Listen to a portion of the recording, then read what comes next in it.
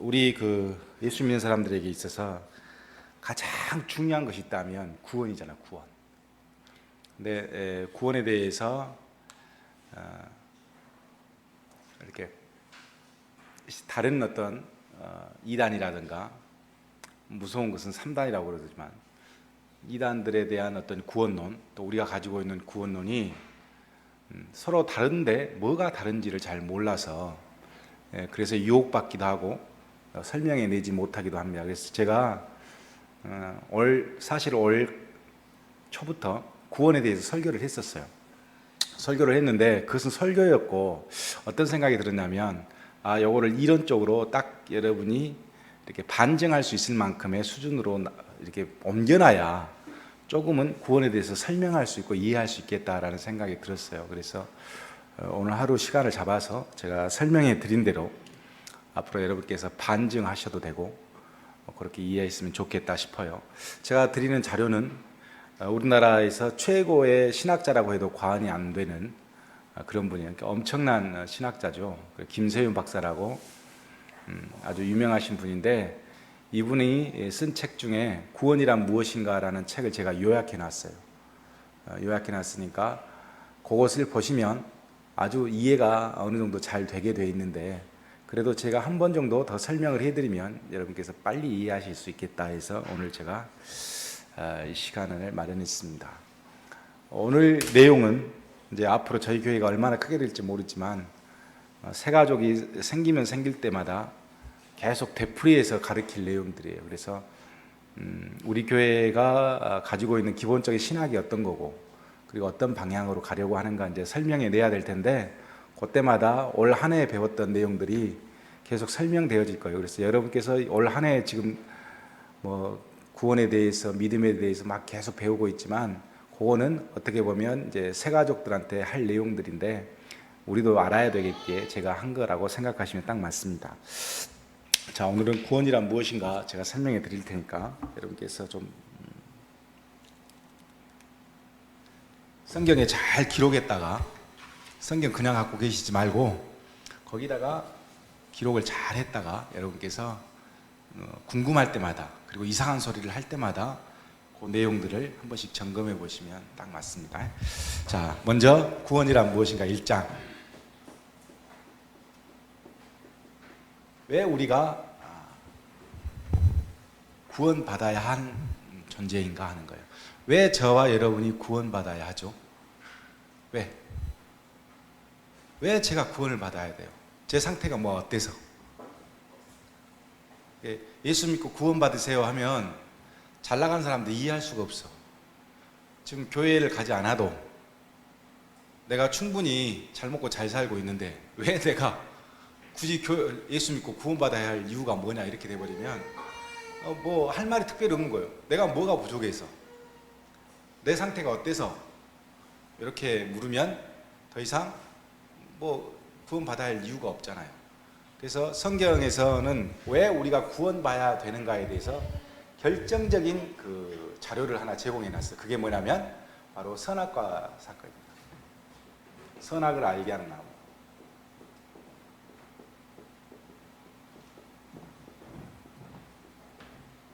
이 상태가 왜 우리가 구원을 받아야 하는가를 결정적으로 증거를 해줘요. 자, 선악을 알게 하는 나무, 이것을 인간이 접하기 이전의 상태와 이후의 상태가 엄청 달라요. 이전의 상태는 하나님과 굉장히 밀접한 관계가 되었다면 이후의 상태가 그렇지만 못해요. 성경 한번 찾아보게요. 창세기 3장. 그러니까 표시를 해놓으세요. 창세기 3장 7절에서 10절 한번 봐주세요.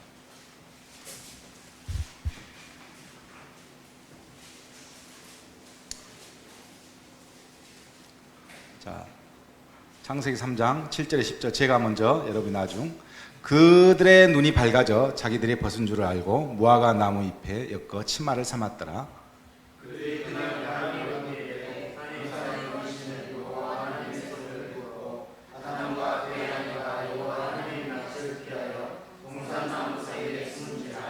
여호와 하나님이 아담을 부르시며 그에게 이르시되 내가 어디 있느냐?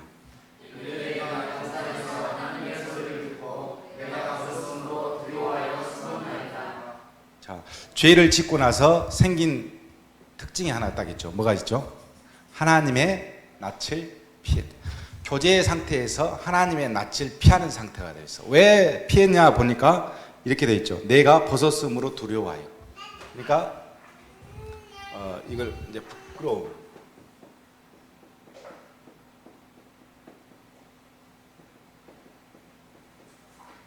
자, 우리가 죄를 지었는데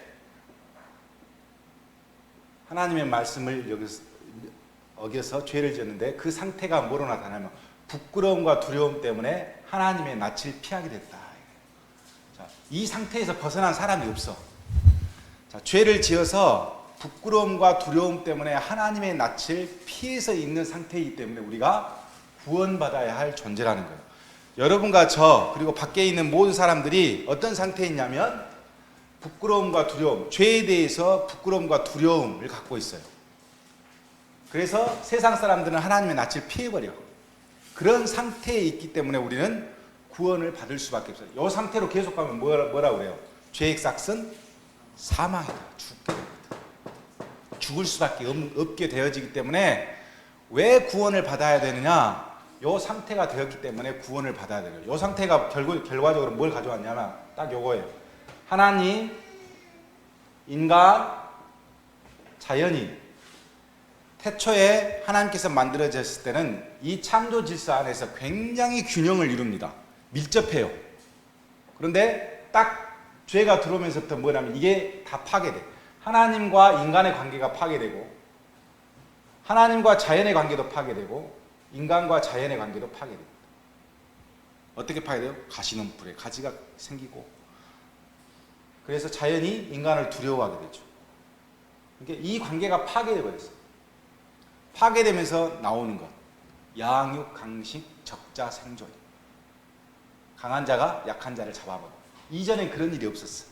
그래서 인간이 동물을 해야 하고 마음대로 이 상태가 되었기 때문에 우리는 구원이 필요하다는 걸 다 알아요.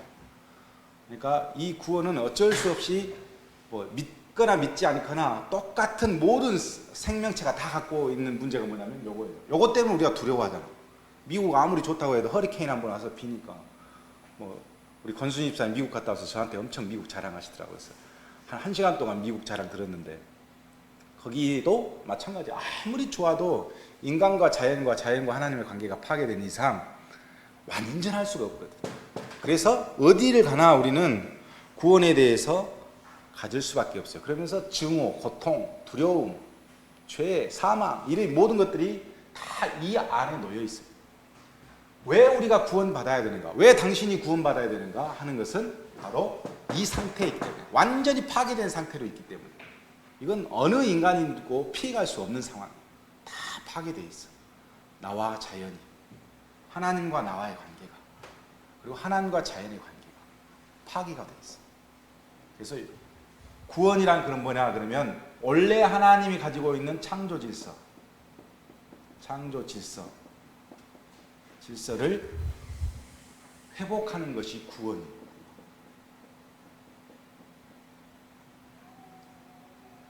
창조 질서가 회복되지 않으면 구원받지 못하는 거예요. 자, 여러분이 구원받았습니까? 하는 것은 뭐냐면 하나님께서 원래 나를 계획하신 창조 질서대로 내가 바뀌어졌을 때 구원받은 거야. 나는 여전히 죄를 짓고 있고 하나님 무시하고 여전히 내 할 일을 하면서 저 구원받았어요. 입으로 구원받은 거 아무 의미 없어. 무조건 하나님의 창조 질서로 내 시선이 내가 가지고 있는 것들에 맞춰질 때 우리는 구원받았다 이렇게 할 수 있다는 거죠. 그럼 인간은 자기 스스로 구원할 수 있는가? 그렇게 묻죠. 이 상태에서 어느 누가 하나님의 창조 질서로 인간이 스스로 돌려낼 수 있겠어요? 한번 생각해 보세요. 누가? 무엇으로? 하나님이 원래 만들어놨던 창조 질서대로 움직여 놓을 수 있겠어요? 혹시 그럴 수 있을까 싶어서 뭘 줘봤어요? 율법을 줘봤어. 율법이 하나님이 가지고 있는 창조 질서대로 우리를 바꾸어 놨어요? 법이 아무리 완벽하게 만들어도 우리가 법 없이 살 수 있는 사람이 되냔 말이야. 안 돼. 절대 율법을 아무리 강화를 시켜도 하나님의 창조 질서로 우리를 바꿔놓지를 못해요. 실패된 거예요. 그래서 하나님이 어떻게 해요? 애언자를 보내버렸죠. 선지자를 보내버렸죠. 보내봤더니 이 사람들이 설득을 해. 하나님의 창조 질서로 보내기 위해서. 그랬더니 어떻게 해요? 예수님 말대로 애언자를 죽이더라. 하나님의 하나님의 창조 질서에 계속해서 반해. 애언자를 보내도 죽이고 선지자를 보내도 죽이고 하나님의 말씀을 보내면 그냥 찢어버리고 듣지를 않아. 그래서 왕을 세워봤어. 왕이 잘 다스려주면 되겠지. 또 왕도 타락해. 어떤 문명이 가지고 있는 그 무엇을 대거해도 안 되는 거예요. 창조 질서대로 회복이 안 돼. 우리가 과학이 발달했잖아요. 과학이 발달해서 그 과학이 우리의 어떤 것을 창조 질서대로 바꿔놓을 수 있을까요? 아니요. 과학을 발달했더니 오히려 지구 문명이 더 파괴돼. 과학도 이성도 그 어떤 제도도 그 어떤 무엇으로도 하나님이 본래 가지고 있는 창조 질서로 회복시켜 놓을 수 있는 존재가 없어. 그래서 인간은 스스로 구원할 수 없는, 내 주먹을 믿어라, 그 말은 웃기는 말이야. 사람은 사람을 절대로 구원할 수 있는 능력을 갖고 있잖아. 이미 수천 년의 역사가 증명해 주는 게 뭐냐면 인간으로서는 답이 없다. 인간으로서. 그 이야기를 한 거죠. 그래서 뭐라고 그러냐면, 그럼 우리를 구원받게 하는 것이 무엇이냐 라고 해서 오신 분이 예수님이라는 거 아니에요. 예수님. 구원은 예수님으로부터 이제 이야기가 시작이 됐죠. 이 예수님을 우리가 이제 지금부터가 본격적인데, 이 예수님을 어떻게 이야기하냐면 로마서 3장 21절과 26절 한번 찾아보시죠.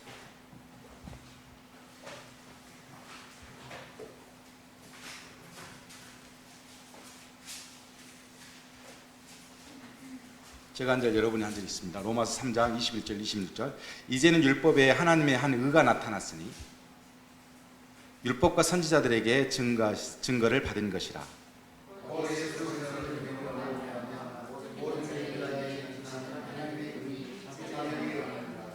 모든 사람이 죄를 범하였음에 하나님의 영광에 이르지 못하더니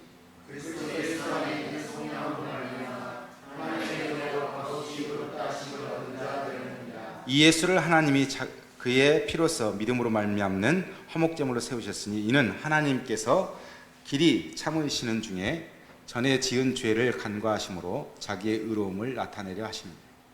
곧 이때 자기의 의로움을 나타내사 자기도 의로우시며 또한 예수 믿는 자를 의롭다 하려 하십니다. 뭐라고 그러죠? 24절에 예수 안에 있는 속량으로 말미암아 하나님의 은혜로 값없이 의롭다 하심을 얻는 자 되었습니다. 이 예수를 하나님이 그의 피로써 믿음으로 말미암는 화목제물로 세우셨으니 이는 하나님께서 길이 참으시는 중에 전에 지은 죄를 간과하심으로 자기의 의로우심을 나타내려 하십니다. 예수 그리스도를 믿는 것으로 구원이라고 하는 것들을 완전하게 세우셨어요. 자, 예수를 믿는다. 믿음.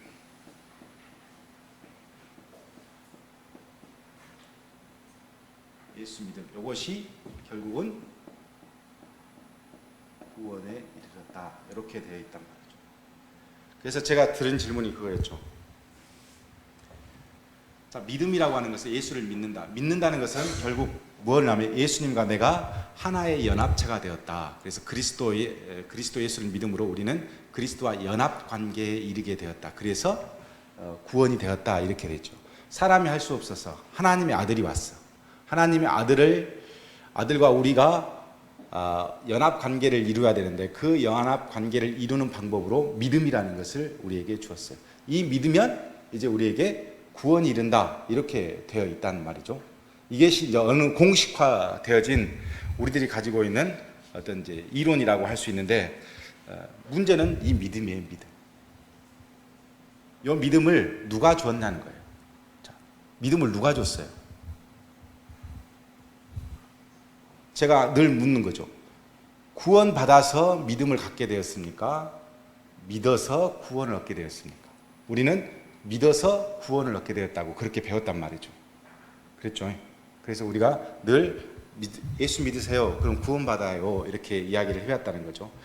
근데 로마서 방금 10장 24절에 하나님의 은혜로 값없이 의롭다함을 받았다. 방금 그랬죠. 3장에도 24절에도 3장 24절에 하나님의 은혜로 값없이 의롭다 하심을 얻었다. 의롭다 하심을, 믿음이라는 것은 의롭다 함을 얻는 거예요. 연합관계가 돼서 의롭다 함을 받는데 이것이 뭘로 됐다? 은혜로 됐다. 이렇게 성경이 이야기를 한다는 거죠. 그래서 은혜, 믿음, 구원, 이것은 우리가 늘상 하는 이야기인데 이 조직관계를 빨리 머릿속에 그려내야 이단들이 말하는, 또 이단들이 이야기하는 구원론에서 빨리 빠져나올 수 있어요. 자, 늘 우리가 생각하는 것이 뭐냐면, 구원은 먼저 두 가지 예를 들어서 제가 설명하면, 이것을 잘 보면 진짜 틀림없는 사실이야. 이거는 기독교가 가지고 있는 가장 맹점 중에 하나인데 우리가 늘 놓쳐버려. 창세기 15장 6절에 아브라함이 하나님을 믿으니 이것을 의로 여기셨다. 똑같은 말이잖아요. 아브라함이 하나님을 믿으니 이것을 의로 여기셨다. 창세기 15장 6절의 말씀입니다. 믿어서 의롭게 되어서 구원받았다. 딱 요 틀이 되는데, 그렇다면 그 전에 11장 30절부터인가요? 아브라함 이야기가 등장을 해요. 11장에 등장한 요거는 그럼 뭐고, 요거는 또 뭐고, 이때 구원받았다는 건가? 아니면 이때 믿음을 고백했으니까 이때 구원받았다고 하는 걸까? 우리가 늘 의문을 생길 수밖에 없어. 이때 구원받은 거예요? 이때 구원받은 거예요? 아브라함이 제가 하나님을 믿습니다 처음 고백한 15장 6절에서 구원받을 걸까? 아니면 이미 11장에 아브라함이 족보가 등장하는데 이때 믿은 걸까? 하나님의 음성을 듣고 가나안 땅으로 출발했던 하란에서 믿은 걸까? 도대체 언제 하나님께서는 구원하셨을까? 우리가 늘 그것에 헷갈려 있기 때문에 믿음이 뭐고 구원이 뭐고 은혜가 뭔지를 잘 몰라요. 자, 아브라함은 분명히 15장 6절에 와서야 믿음을 고백해. 믿음으로 구원받았다고 말을 하면 이때 구원받은 거야. 그때 처음으로 고백했습니다. 믿음이라는 단어가 처음으로 나오니까. 그러면 이 전의 것은 우리가 무시되어지는, 교리상에 무시되어지는 것처럼 딱 알고 있단 말이죠. 그런데 하나님께서는 이것을 뭐라고 그랬냐면 그 전의 사건을 은혜라고 표현한단 말이에요. 은혜. 하나님의 은혜가 있어서 우리를 쭉 이끌고 오셨다가 15장 6절에야 아브라함이 드디어 입으로 고백을 해. 여호와를 믿으니 저 하나님 믿어요. 우리 교회 처음에 나왔을 때 처음에는 다 이랬어. 아무 뭣도 모르고 나왔어요. 저도 그랬으니까. 나와서 어느 순간 막 목사님 설교 듣고 막 하다 보니까 하나님이 살아계시는 느낌이 나한테 들어. 그래서 그때 처음으로 저 예수 믿습니다 이렇게 내가 고백을 했단 말이야. 그러면 우리가 생각하기에 그날 예수님을 고백한 그날 구원이 나한테 바로 뿅 임했느냐, 아니면 목사님한테 세례 받았을 때 구원이 뿅 나에게 임했느냐 이렇게 생각할지 모르지만 하나님 편에서 보면 그 전에 이미 나를 믿도록 하는 과정 중에 이미 구원의 계획이 있어서 쭉 이끌어온 거죠. 이것은 이야기를 안 하고 여기서부터 이야기를 하니까 우리가 구원 받았어요 안 받았어요 그러면 어저께까지는 내가 죄를 짓고 살다가 오늘 입으로 고백했으니까 구원 받았다 이런 논리로 계속 이야기를 하면 답이 안 나오는 거예요. 설명이 잘 안 되는 거예요. 왜냐하면 이 과정을 내가 모르니까. 하나님이 어떻게 나를 역사하시고 은혜를 주시고 이걸 모르니까. 구원이 먼저냐 믿음이 먼저냐 항상 우리에게 갈등이 되어지는 원인이 바로 이런 것에 있어요. 하나님은 우리에게 은혜를 주셔서 믿음을 갖게 하셨고 그 믿음 때문에 구원을 받게 하셨어요. 그렇다면 우리는 은혜 받았을 때 이미 구원이 임한 거야. 근데 그거를 자꾸 사람들이 변형해서 만들다 보니 어디로 시점을 잡냐면 입으로 고백했을 때 시점을 자꾸 주입을 시킨다는 것이죠. 요한복음 9장에 보면요. 9장 한번 봐보실까요? 요한복음 9장.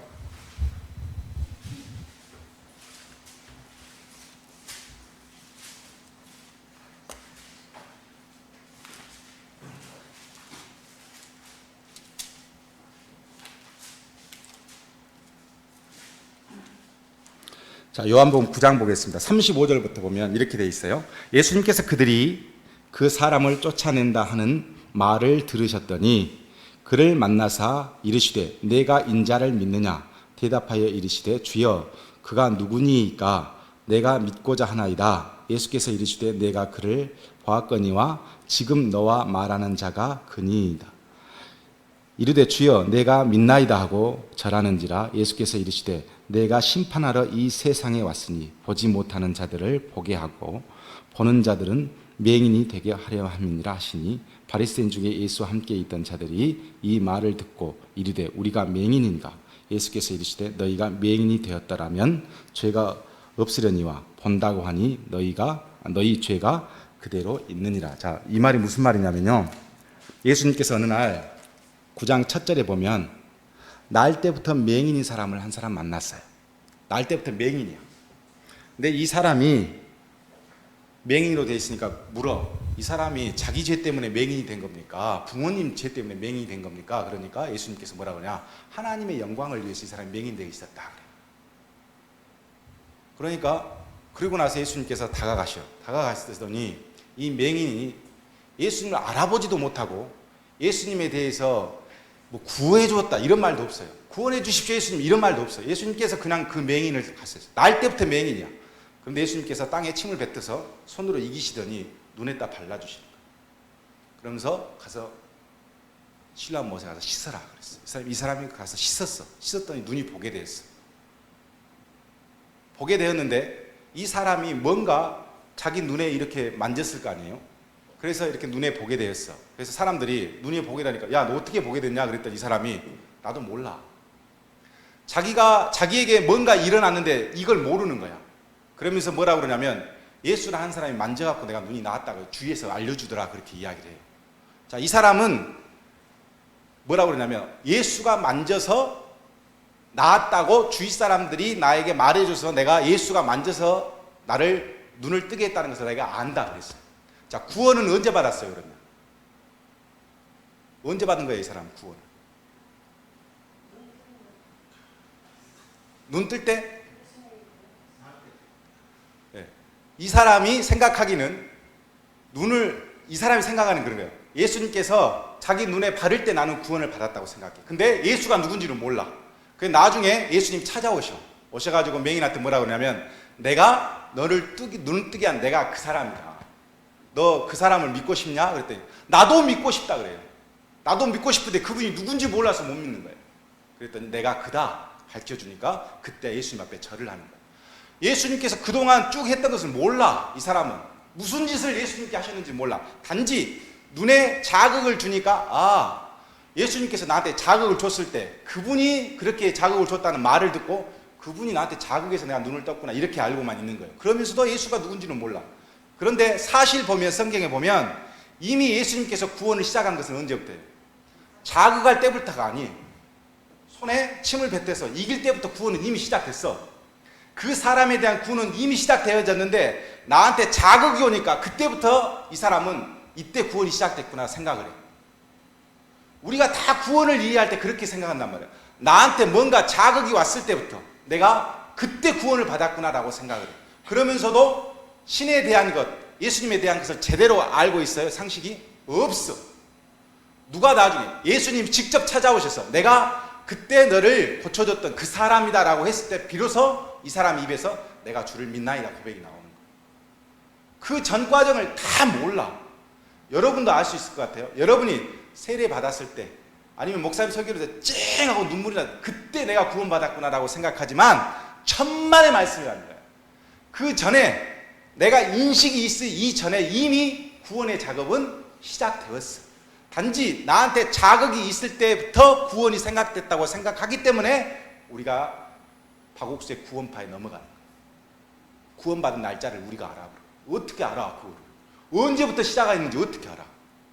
하나님이 나에 대한 구원의 계획이 이루시기 위해서 언제부터 일이 시작된지 우리가 어떻게 알아요? 우리는 늘 하나님 등만 보고 사는 사람입니다. 이순영 집사님이 하나님이 구원하셨어요. 목사님이 찾아와서 그날 신방해 주니까 그때부터 구원이 시작돼. 아니라는 거예요.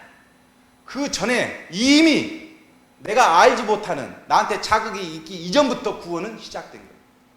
그러니까 구원을 함부로 이야기하면 안 돼요.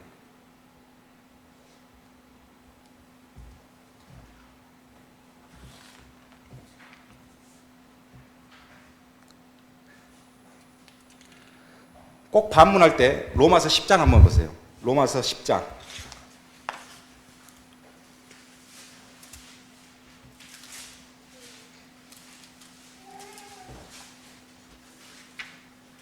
로마서 10장 9절에서 10절 말씀 한번 보겠습니다. 자, 내가 만일 내 입으로 예수를 주라 시인하며 또 하나님께서 그를 죽은 자 가운데서 살리신 것을 내 마음에 믿으면 구원을 받으리라. 사람이 마음으로 믿어 의에 이르고 입으로 시인하여 구원에 이르니라. 자, 요것 때문에 제가 예수 전도단을 엄청 싫어하는 이유가 그거예요. 입으로 시인하여 구원에 이른다. 요 단어 한 구절 때문에 뭐 하냐면 영접기도 시키는 거예요. 통합 측에 이런 목사님 없는 줄 아세요? 엄청 지금도 수두룩박득 많아요. 그래서 내가 하는 말이에요. 환자가 죽게 생겼어. 목사님 와서 기도 한번 해주십시오. 가요. 그래서 제가 기도를 하면은 영접기도를 시켜달라는 거예요. 영접기도가 뭐예요? 입으로 예수 믿으세요. 그러면 예 하시고 또 그리고 주님을 영접합니다. 이렇게 말씀해 주세요. 이렇게 하죠. 그러면 이 사람 죽어가면서 예수 믿으시죠? 예. 그도 못하면 고개만 끄덕끄덕 하세요. 그래요. 그럼 끄덕끄덕 하면 그러면 구원 받았습니다. 이렇게 끝내요. 무엇 때문에? 요 단어 때문에. 요 성경 구절 때문에. 입으로 시인하면 구원 받았다고요.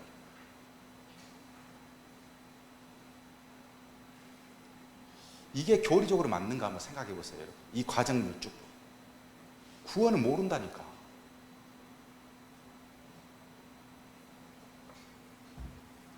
그 밑에 보면 13절에 그 이성결 구절을 들이대면 그 밑에를 이야기하면 돼요. 주의 이름을 부른 자는 구원을 받으리라. 여기까지 딱 맞아요. 그 사람들의 논리가 맞아. 근데 그 밑에 보면 이렇게 돼 있어요. 14절. 그런즉 그들을 믿지 아니한 자를 이를 어찌 부르리요? 듣지 못한 이를 어찌 믿으리요? 전파한 자가 없이 어찌 들으리요? 버리심을 받지 않았으면 어찌 전파하리요? 기록된 바 아름답도다 좋은 소식을 전하는 자들의 발이여 함과 같으니라. 자, 이 입으로 시인하기까지 내가 입으로 시인하기까지 뭐가 있었다는 거예요? 누군가가 복음을 들려주는 하나님의 명령을 받고 들려주는 아름다운 복음을 전하는 발이 있었다는 거예요. 내가 그냥 입으로 시인해서 구원에 이른 게 아니고 하나님이 한 영혼을 구원하기 위해서 그 전에 과정이 이미 있었다니까요. 목사님이 가서 그냥 기도해서 영접기도 시키면 구원이 이르는 것이 아니고 그 사람이 구원 받으려면 그 이전에 이미 하나님께서 다 일을 하셨어. 하시고 이미 마음에 그 하나님의 역사가 일어난 거야. 사람이 가서 그 뭘 해서 그 사람이 구원에 이르고 입으로 뭘 뱉어서 구원에 이른 것이 아니고 하나님께서 다 하신 일이 있어. 그것을 모르고 입으로만 한 따지는 것을 가지고 구원 받았다 하면 웃기는 거예요. 그래서 제가 이제 목회적인 차원에서 그럴 수 있어요. 장례식장에 가서 감히 우리가 뭐라고 이분이 교회 다녔으니까 이분이 하나님 앞에 구원 받았지 않습니까? 무슨 증거로?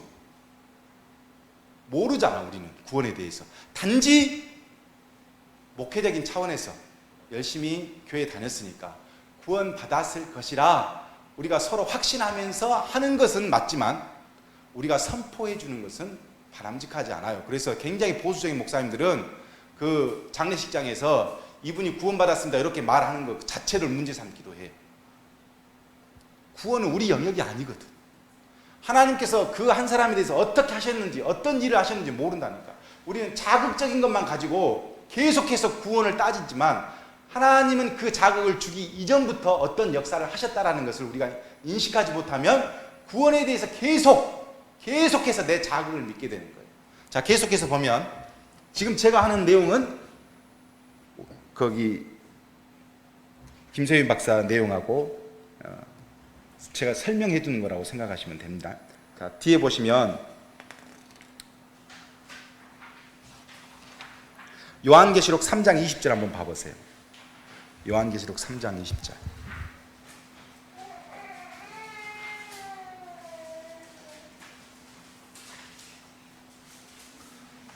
자, 한번 읽어보겠습니다. 요한계시록 3장 20절.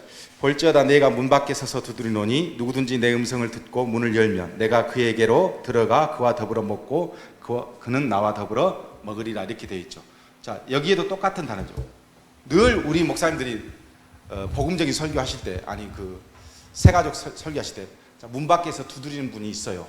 있는데요, 여러분, 이 두드리는 예수님께서 계속 두드리는데 밖에는 문고리가 없어서 열 수가 없습니다. 특별히 그 성화 중에 그런 그림이 있어요. 그렇게 그림. 문고리는 안에만 있어서 여러분이 열지 않으면 예수님께서 들어오시지 못하니까 오늘 이 시간에 여러분의 마음을 여시고, 자, 기도하겠습니다. 예수님, 내 안으로 들어오시옵소서. 그렇게 집회했잖아요. 많이 가보셨죠? 보셨죠? 이게 어떤 생각으로 하고 있냐면, 내가 마음의 문을 열면 예수가 들어온다고 생각하는 거예요. 날 때부터 맹인이 그렇게 했습니까? 아브라함이 그렇게 했습니까? 내가 결정해서 예수님을 초청했어요? 이순영 집사 오라 그래서 제가 갔어요? 천만의 말씀이야. 문을 두드리는 사람이 부처면 어떻게 하려고? 2단, 3단, 2만이면 어떻게 하려고? 문을 두드리는 사람이 2만이면 내가 열어버려? 문을 두드리는 사람의 은혜를 생각을 안 해. 예수님이 문을 두드렸기 때문에 여러분이 열린 거이지, 만약에 석가모니가 두드렸거나 마호멧이 두드렸으면 여러분은 불신자가 되어지고 여러분은 전부 다 지옥 갈 사람을 만들어 놓는 거예요. 예수님이 문을 두드렸다는 생각을 안 한다니까요. 내가 열었다고만 생각해. 누가 두드렸냐는 몰라. 예수님이 두드렸기 때문에 내가 이 자리에 있는 거지, 석가모니가 두드렸으면 나는 절로 가요. 우리 부모님이 여기 귀 하나 갖고, 이 귀가 석가모니 귀 똑같이 생겼다고 나를 도갑사 스님을 만들어 보려고 그랬잖아요.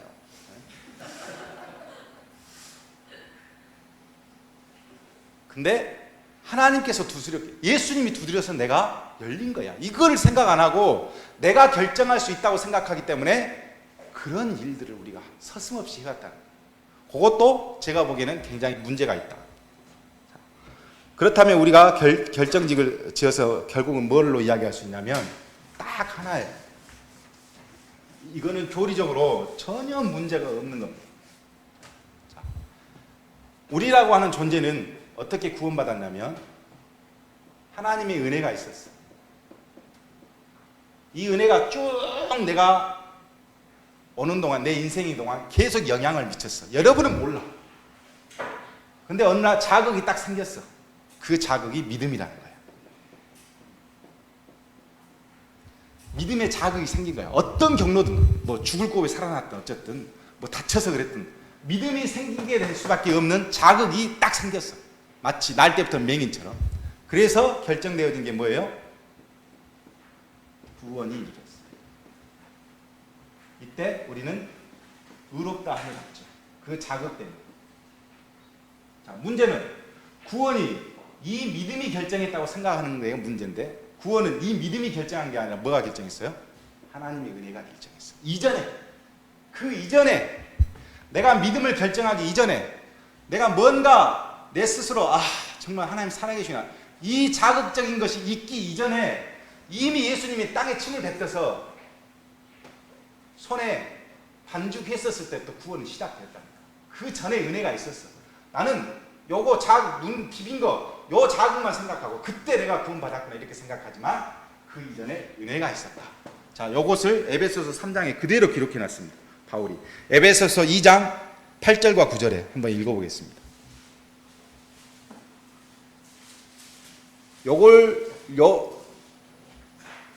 요 그림을 그대로 그려놨다고 보시면 돼요. 에베소서 2장 8절과 9절에 뭐라고 해요? 너희는 그 은혜에 의하여 뭐가 생겼다? 믿음으로 말미암아 뭐가 있다? 구원을 받았으니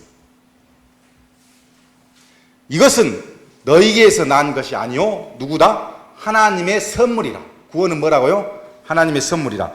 행위에서 난 것이 아니니, 네가 문 열어서 생긴 것이 아니고 이는 누구든지 자랑하지 못하게 하려 합니다. 우리는 그가 받으신 바라 그리스도 예수 안에서 선한 일을 위하여 지음을 받은 자니 이 일은 하나님이 전에 예비하사 우리로 그 가운데서 행하게 하려 하십니다.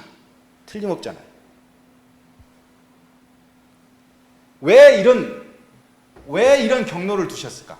누구도 내가 구원받은 것에 대해서 자랑하지 못하게 하려. 어떤 인간의 구원이라고 하는 것은 인간의 어떤 영역도 없어요. 예수님이 나를 구원하신 데 있어서 내 의가 하나도 없어. 어떤 것도 없어. 그런데 자꾸 구원받은 것에 대해서 내가 뭔가 좀 있어서, 내가 뭔가 좀 남과 달라서 구원받았다고 생각하면 큰 잘못이야. 그거는 정상적인 교리가 아니에요. 그래서 이 은혜, 예전부터 가지고 있었던 이 하나님이 나에게 행하신 이 은혜를 우리는 뭐라고 하냐? 애정이라고 한다. 애정. 자, 애정에 대해서 이야기했거든요. 김세윤 박사가 애정을 뭐라고 얘기했냐면, 우리 인생은, 나라고 하는 사람은 과거, 현재, 미래를 가지고 있어요. 나는 지금 현재에 살고 있어. 근데 이 애정을 어떻게 해석을 했냐면, 지금까지 많은 사람들이 하나님이 너를 옛날부터 택하셨어야 이 은혜를 강조를 했어. 옛날부터 택하셨어야 이렇게 이야기를 했어.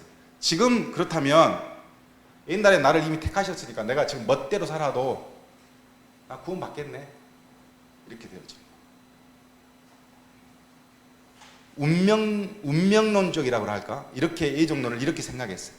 그런데 이 김세윤 박사가 뭐라 하면, 애정론은 철저하게 현재가 중심이다 그랬어요. 이 말이 무슨 말이냐? 나는 내가 생각하기에 계속해서 사람들이 설교를 하기를, 너는 옛날에 선택받았기 때문에 너는 구원받을 거야, 이렇게 옛날에 너를 선택했어. 이것은 철저하게 뭐냐면 과거 중심적이라 할 수 있어요. 그러니까 옛날에 선택했다는 거야. 이것만 강조를 해. 그러면 현재 살고 있는 나는 과거 지향적인 삶을 살 수밖에 없어. 나는 옛날에 선택받았으니까, 옛날에 선택받았으니까, 계속 이런 암시 속에서 살게 돼요. 그러면 이 애정은 나에게 뭐가 돼요? 이 애정은 숙명이고 운명이야. 반대로 구원받지 못한 사람 입장에서는, 예전에 다 이미 정해버려서 내가 이런데 네가 뭐든지 나한테 복음을 전하고 그러냐, 나는 애정이도 없었어, 이렇게 되고. 근데 이 김세윤 박사가 요거를 뭐냐면 어떻게 칼빈하고 똑같이 해석을 했어요. 애정이라는 것은 내가 길을 쭉 와가지고 여기 다 와서 딱 뒤를 돌아보니까, 아, 이 길을 올 수밖에 없었게 돼 있었구나. 요게 애정이다. 현재에서 쭉 와서 뒤를 돌아보니, 이 길을 올 수밖에 없었던 길이구나. 요게 애정이다. 나에게 처음에 출발할 때 이렇게 딱 정해진 게 아니고, 내가 여기 와서 뒤를 돌아보니 이게 애정이었어요. 그래서 애정은 철저하게 은혜지 나에게 주어진 숙명이 아니라는 거예요. 근데 목사님들이 늘 가르치기를 뭐냐면, 여기서 출발해야 나는 쫙까지 가야 되는 나는, 너는 애정돼서 이 길을 갈 수밖에 없어. 이렇게만 가르치면 숙명론적, 운명론이에요. 이미 구원이 결정되는데 내가 뭘 더해, 여기서. 날짜까지 다 받아버리는데, 호흡파에 가면 날짜까지 줘버리잖아요. 내가 뭘 더해, 여기서. 근데 칼빈은 뭐라면, 철저하게 구원은 뒤를 돌아봤었을 때 볼 수 있는 것이지, 아니 애정은 볼 수 있는 것이지, 출발도 안 한 현재 시점에서 애정을 이야기하면 안 된다.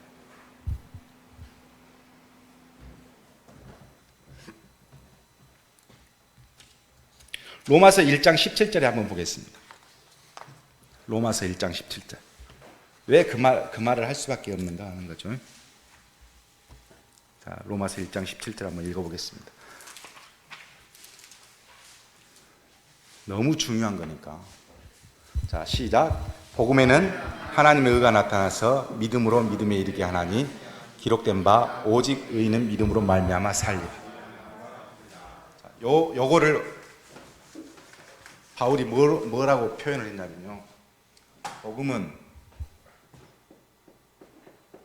믿음에서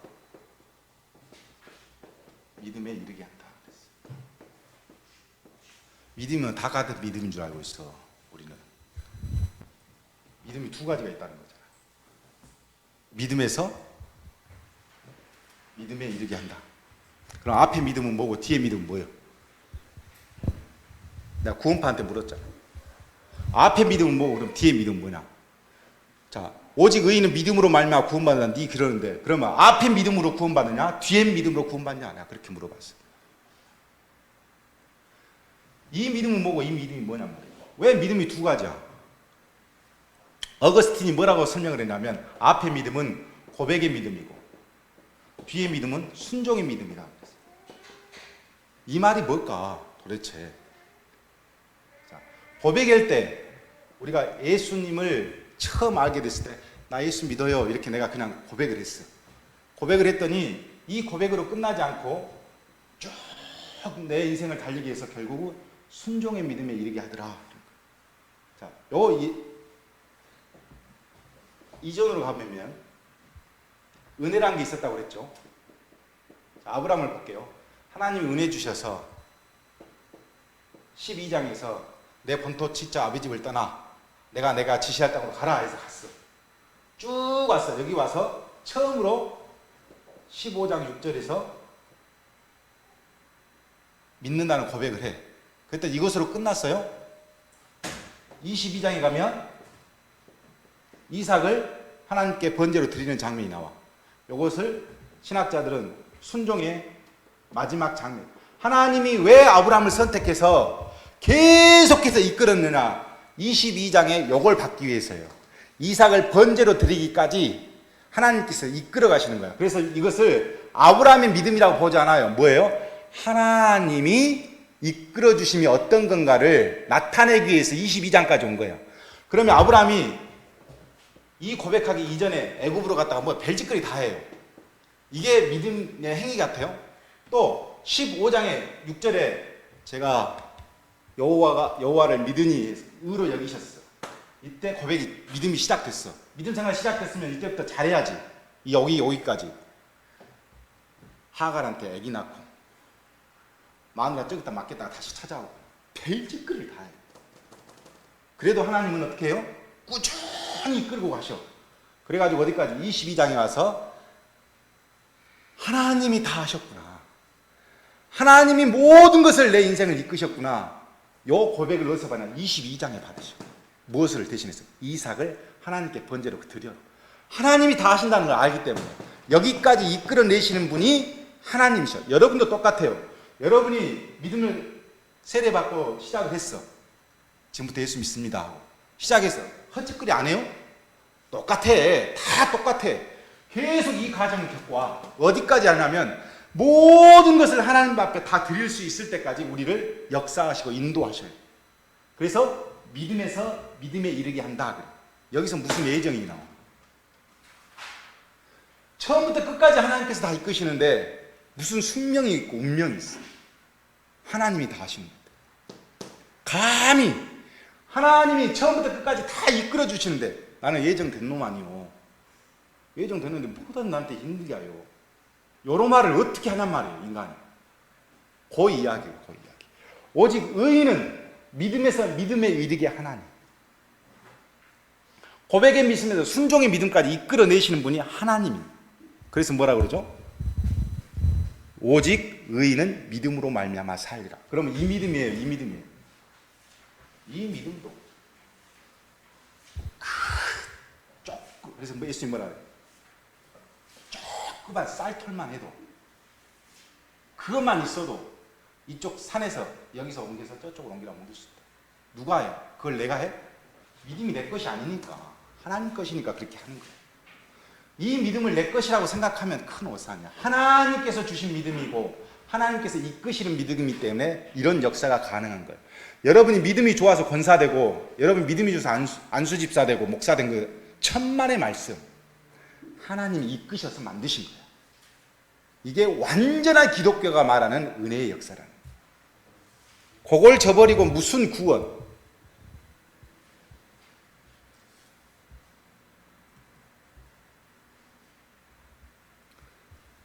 그래서 제가 좋아하는 말, 시간은 과정을 통해서 목적으로 간다.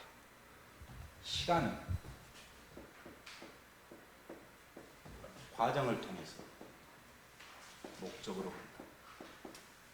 어거스틴 한 말이죠. 예정된 시간, 과정을 통해서 하나님의 목적으로 가고, 이게 하나님이에요. 하나님의 역사예요.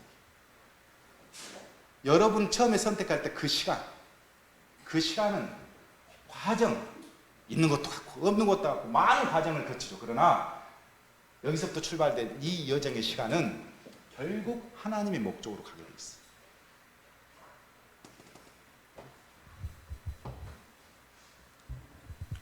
자, 8장 보겠습니다. 8장, 로마서 8장.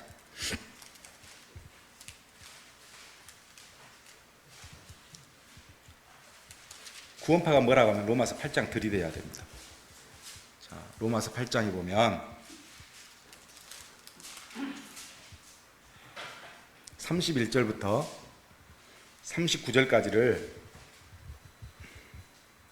한번 읽어보시면 이렇습니다.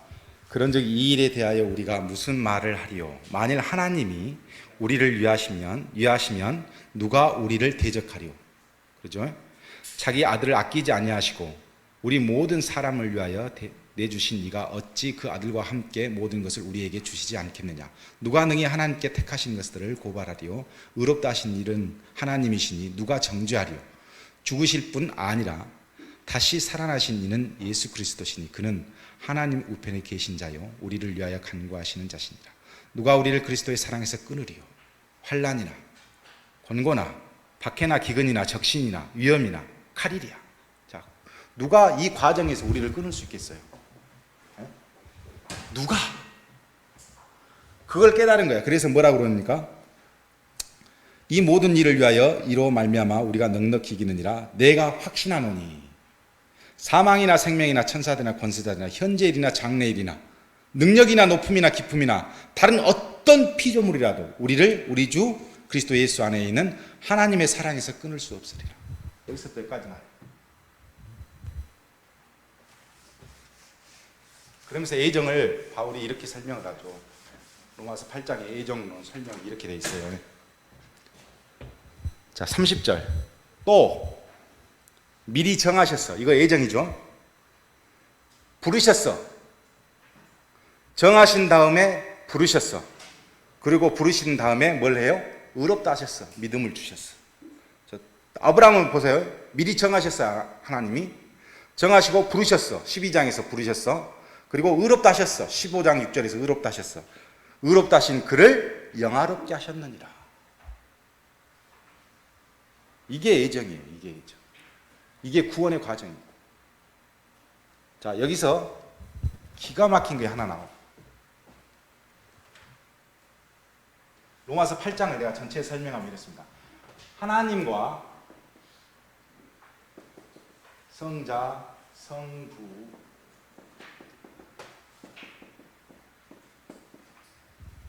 우리가 삼위일체 하나님, 일명 이걸 삼위일체 구원론이라고 그러죠. 자, 성자 예수가 이 땅에 오셨어. 우리가 예수를 믿게 되었어. 자, 믿게 되면 예수를 믿으시면 여러분 뭐라 그러죠? 예수 믿으세요. 그러면 저는 예수를 믿습니다. 그러면서 무슨 단어를 쓰죠? 바울이 방금 말했던 것은 내가 확신하노니. 여기서는 확신이라는 단어를 씁니다. 예수를 처음 한 것을 우리는 확신이라고 해요. 확신을 가졌는데 오늘 확신을 가졌는데 오늘 부부싸움하고 나니까 확신탱이는 내 안에 악이 막 솟아 올라온 것이 그 사람 때려 죽이겠어. 내가 뭔 예수를 믿어 이래가지고 확신이 없어져 버렸어. 구원이 내 속에서 왔다 갔다 해버려. 왜냐? 확신으로 구원을 결정하려고 그러니까. 그런데 그런 나를 붙들어 주신 분이 있어. 그게 뭐예요? 성령이야. 그래서 성령은 뭐 하냐? 확증을 해줘. 확증. 자, 성경 어디에 나와 있죠? 16절 봐보세요. 16절.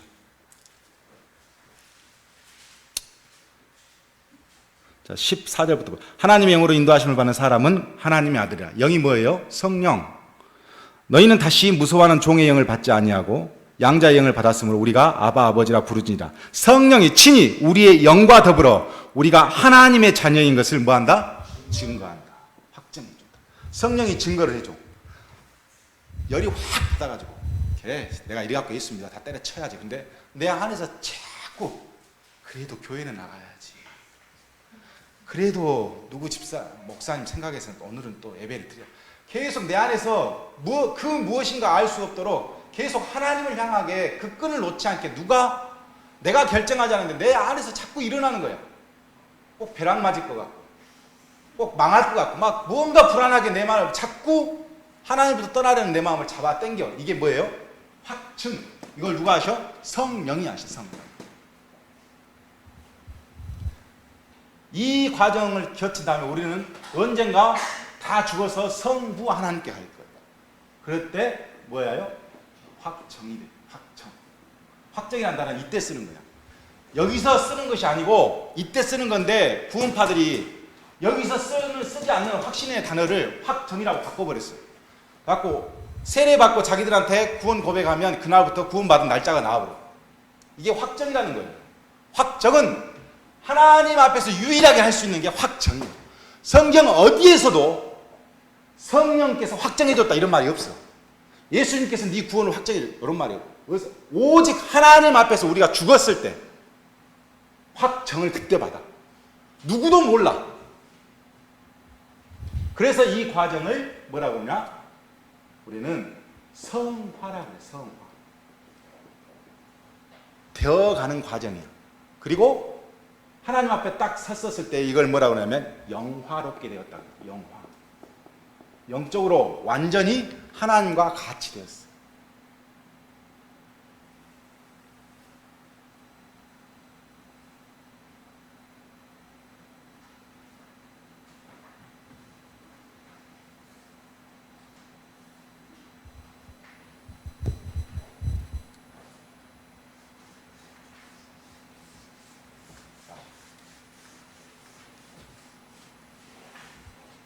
우리가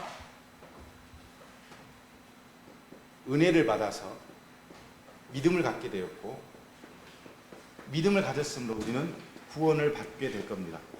지금의 과정을 우리는 확신이라고 하고, 계속해서 알 수 없는 내 안에 어떤 것이 확증을 통해서 지금 달려가고 있죠. 자, 문제는 우리가 어떤 존재인가를 알아야 돼요. 여러분과 제가 어떤 존재냐 하는 거죠. 자, 이미 하나님 편에서 보면 구원을 받았지만 우리 편에서 보면 아직 구원을 안 받은 존재예요. 그래서 신학자들이 뭐냐면 우리 인간을 불완전한 존재다 그래요. 불완전한 존재. 왜 불완전하냐? 이미와 아직 사이에 있는 존재이기 때문에 불완전. 자, 구원 받았습니까? 라고 물으면 여러분 뭐라고 대답하죠? 구원 받았습니다. 그렇게 이야기하죠. 그것은 확정되었다는 말이 아니고 우리 입장에서는 확신한 거야. 저는 구원을 받는 것을 확신하고 있습니다. 그러면 상대편은 언제 받았습니까? 너는 안 게 좋겠다. 이렇게 이야기하죠. 왜 이런 말이냐면 우리는 아직 완성이 안 되었으므로 아직 안 받았다고 생각하는데 이들은 이미 받았다고 생각하는 관점 때문에 서로 이 관계 때문입니다. 자, 여러분은 이미 하나님 편에서 보면 구원을 받았어. 하나님은 다 예정했으니까. 이미 하나님 편에서는 여기까지 딱 계획이 갖고 계셔. 하나님 편에서는 이미야. 그런데 여기 살고 있는 나는 아직이야. 이미와 아직 안에 살고 있기 때문에 우리는 불안한 거야. 자, 그래서 불안한 존재예요. 자, 이렇게 봅시다. 천국이 임했습니까? 임하지 않았습니까? 하나님의 나라가 이 땅에 임했습니까? 임하지 않았습니까? 이미 하나님의 나라는 예수님께서 복음을 선포하실 때 임했어요. 그러나 완전한 하나님의 나라는 아직 임하지 않았어요. 그래서 이렇게 우리가 싸우고 헐뜯고 생육강식 뭐 이런 것에서 양육강식에서 막 벗어나지 못하고, 왜? 이미와 아직 사이에 있기 때문에. 신학적 선교학 시간에 가면 이걸 배워요. 누구한테? 우리들한테 교수님들이 가르쳐요. 야, 우리는 이미와 아직 사이에 있는 불완전한 존재다. 그래서 무엇이든지 완성되어진 존재가 아니다. 그러고 나면 목사들이 교회 와서 여러분은 이미 구원받았습니다. 그런 소리만 해. 그러니까 문제가 생기는 거야, 교인들이. 이미 받아부르는데 내가 뭘 더 어떻게 하라는 거예요. 구원받은 날짜만 모르지. 집사님, 제가 언제 목사님 구원받았을까요? 이미 받았어요, 이미. 듣기는 좋지. 그러나 내가 그러면 이 불안은 어디서 오는 거야? 아직 안 받았거든. 이야기는 안 해줬거든. 이미와 아직 사이는 존재다. 그렇게 배웠으면서도 왜 현실에 가서는 그렇게 못하는가 모르겠어요. 이미 구원받았지만 아직 구원받지 않는 존재. 그래서 종말도 마찬가지예요. 종말도 이미 예수님 오실 때 종말은 시작되었어. 그러나 완전한 종말은 아직 끝나지 않았어. 그래서 우리가 불안한 거예요. 자, 그렇다면 하나님 구원이라고 하는 것은 항상 관점이 두 가지가 있다는 거 알아요. 구원은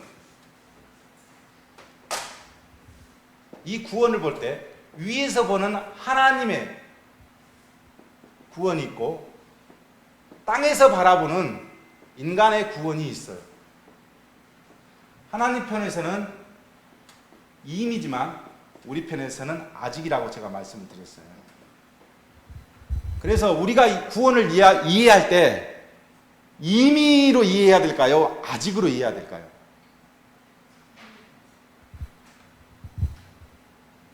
우리는 임의로 이해하고 있으면 안 돼. 뭘로 이해해야 돼?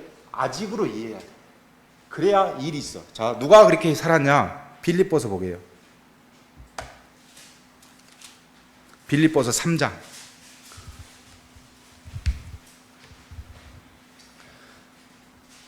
자, 빌립보서 3장 10절부터 보겠습니다.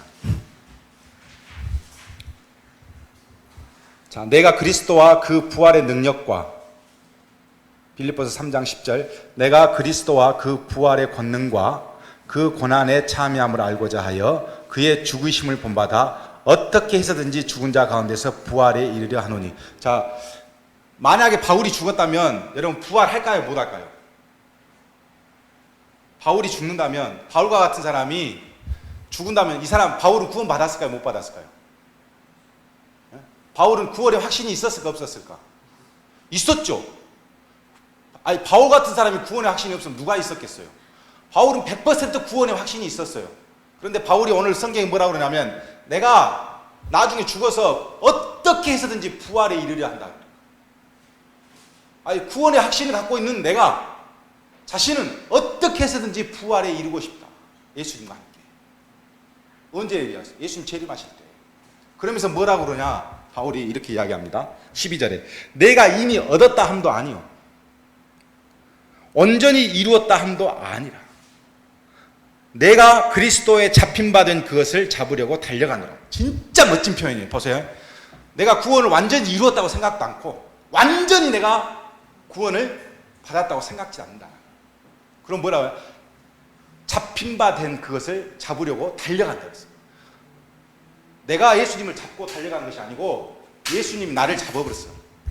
그러니까 어쩔 수 없이 나는 구원받게 될 거야. 잡혀버렸으니까. 내가 예수님을 잡고 나는 달려간다 이것이 아니고 내가 잡아버렸어. 내가 아들을 딱 잡았어, 예수님이. 그러면서 달려간다는 걸 알아, 바울은. 그래서 자신이 구원받을 수밖에 없는 존재라는 걸 알고 있어요. 잡혔거든. 그런데 어떻게 해요? 달려가. 잡힌받은 그것을 잡으려고 달려간다. 내가 예수님 잡으라고 달려간다. 이게 아니에요. 확신이 이미 있어. 있기 때문에 100% 자기가 구원받을 것이라는 걸 확신을 하고 있어. 그런데 그것이 왜 그러냐면 예수님께서 날 잡았거든. 잡힌받은 그것을 잡으려고 달려. 이 멋진 표현입니다, 바울. 그러면서 뭐라고 그러냐? 형제들아, 나는 아직 내가 잡은 줄로 여기지 아니하고 오직 한 일, 즉 뒤에 있는 것은 잊어버리고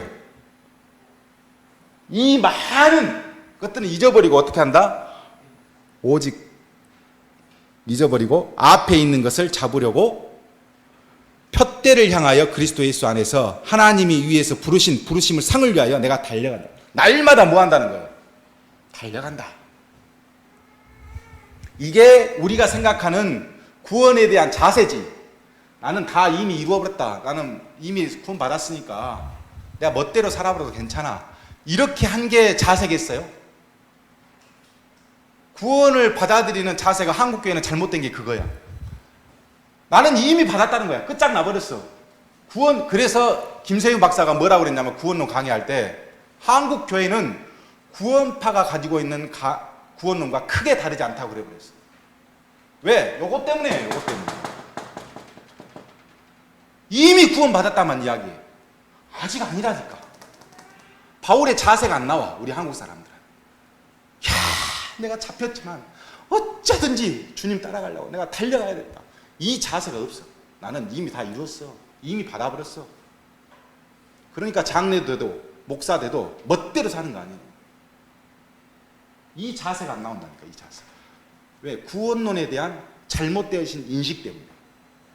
여러분과 저는 잡혔어요. 우리가 확실하고 있잖아. 알잖아. 내 안에서 말씀하시는 성령님 때문에 알고 있어. 우리는 틀림없이 나는 구원받은 존재라는 걸 알고 있어. 그러나 나는 아직 임하지 않았다. 나는 아직 구원받은 존재는 아니야. 두렵고 떨림으로 날마다 바울처럼 잡힌 바에 그것을 잡으려고 달려간다니까. 그 자세를 이야기해야 되는데 요 이야기를 해버리면 구원론을 실수하고 있는 거예요. 그 이야기를 제가 김세윤 박사가 구원이란 무엇인가 하는 부분에 수록한 것을 제가 요약해서 여러분 다 이해하지 못할 것 같아서 설명해 드리는 거예요. 앞으로 중고등부 애들을 가르치고 아동부 애들을 가르치고 새 가족이 와도 어떤 교회에서 무슨 말을 해도 제가 이게 잘못된 거라고 하면 그럼 저는 목회를 그만둬 버릴 거예요. 내가 이게 김세윤 박사가 요즘 막 그 반대파에 의해서 많이 이렇게 제재를 받더라고요. 한국교회에서 이것이 문제가 있다 이렇게 말하면 저는 한국교회에 희망이 없다고 생각해요. 구원은 그럴 것 같으면 다 박옥수한테 가지 뭐한대 개신교 만들어요.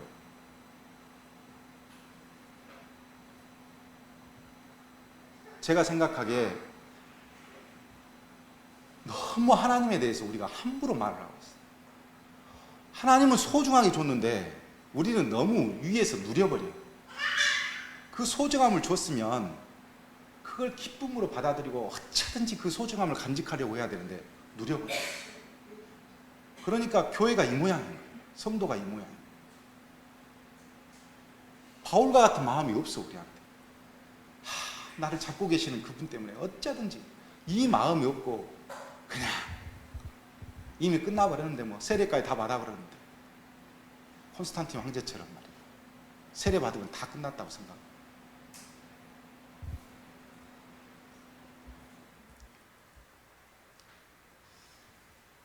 질문이 없으시죠? 너무 강하게 해보니까 여기서 이상한 질문하면 마저 죽을 것 같잖아.